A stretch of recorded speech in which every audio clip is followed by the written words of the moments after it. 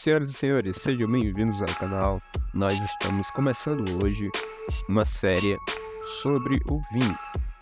E como primeiro vídeo, vamos falar um pouco sobre a história do vinho. Vamos começar primeiro com o VI. Por que surgiu o VI? Como que aconteceu? Antes de existir o VI, existiam vários editores de textos, mas eram bem simples. O primeiro deles foi o CAD, que foi escrito para Mutex.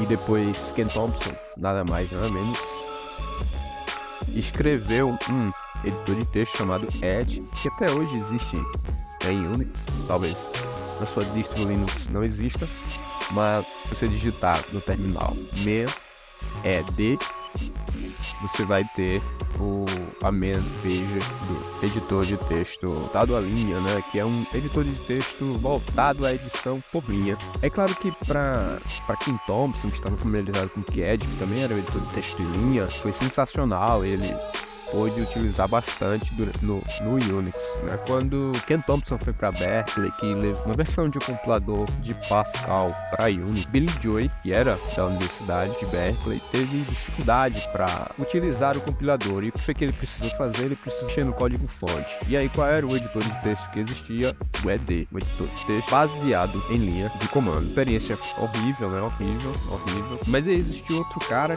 que tinha uma versão um pouco melhor, que ele chamava de editor de textos para mortais, né? Porque somente imortais conseguiam usar o Edge. Então eu digo que Ken Thompson era imortal. Esse George Coulouris, né, que escreveu esse EM, que é um outro editor de texto, eles tiveram tanta dificuldade para reescrever, para simplesmente pensaram em pegar o ED, juntar com o EM e fazer um editor de texto que fosse mais simples de se trabalhar. E aí durante o verão, e ele até relatou na Linux Magazine em 1999, eles pensaram em escrever, e aí eles finalmente surgiu a ideia do VI. VI nada mais é da abreviação de visual, e é quando você abre o VI, ele entra no modo visual. Você não abre o VI já com o editor pronto para escrever. Então coisas, além de suporte, como eu falei, a syntax, pode usar corretor ortográfico, enfim, muita coisa. Uma curiosidade que eu percebi no VI é que as teclas direcionais dele, e eu nunca entendi porque HJKL, mas aí quando eles escreveram o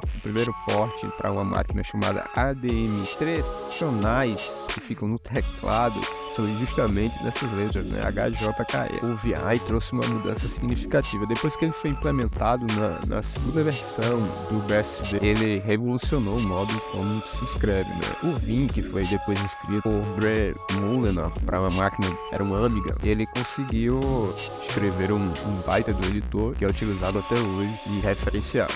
Usa uma licença chamada Vim License, e dentro dela ela incentiva você a ajudar as crianças de Uganda. Mais que você só entregar software, né? Precisa também e ajudar as pessoas de outras formas. Eu agradeço a todos vocês que ficaram. Nós vamos começar a jornada do Vim durante essa semana. E aí vamos dando dicas e tal, como utilizar o Vim no dia a dia.